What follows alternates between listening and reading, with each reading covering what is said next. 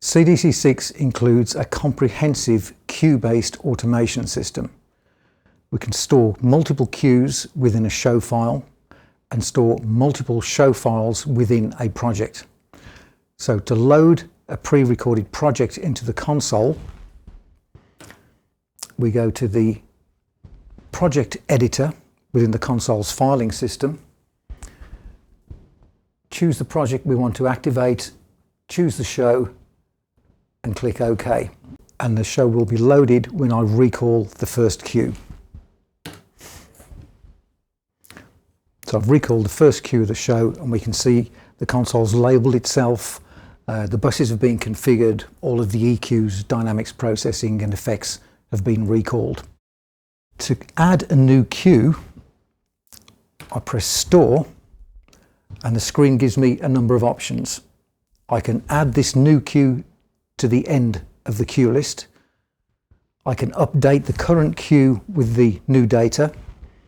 I can insert this cue before the current cue, or I can rename the current cue. So I'm just going to choose Add to End.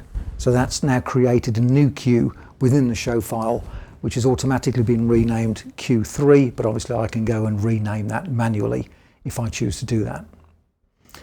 To recall the cue, we use the Next and Previous buttons.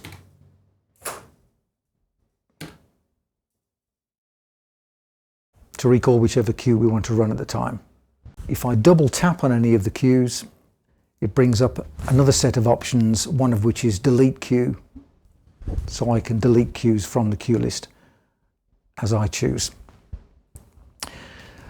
Within the console, we have three separate ways to exclude parts of the console from the recall process. The first of these are the recall safes.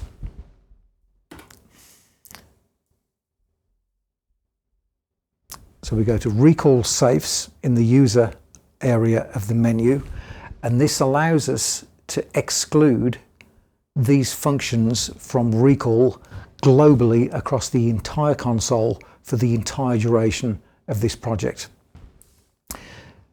The options are input patching, channel head amp functions, which includes gain and phantom power, and channel modes. So this is the console's ability to change a channel type, i.e. a mono channel into a stereo channel or into a linked pair. We also have patching of outputs, bus modes, so the console's ability to change an auxiliary to a subgroup to a matrix, or all of the console's outputs can be excluded from the recall process. Finally, we have console brightness, VCA faders and VCA mutes, which can all be excluded from the recall process. So those are the global recall safes. Also within the automation, we have the recall filters, which enables us to take the shown processing parameters out of recall on a snapshot by snapshot basis. So this allows us to take these functions away from recall in a specific cue or a specific number of cues.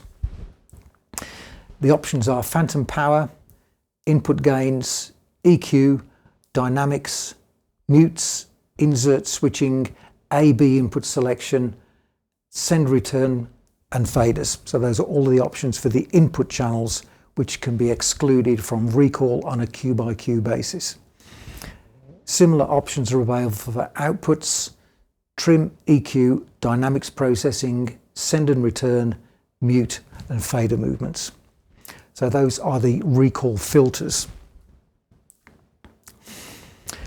In addition to those two options, we can also exclude selected areas of the channel from recall.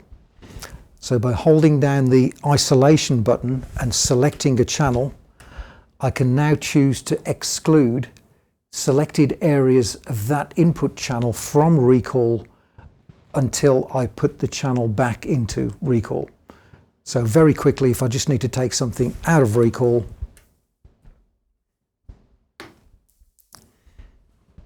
can drop selected areas of a channel in or out of recall on a channel by channel basis.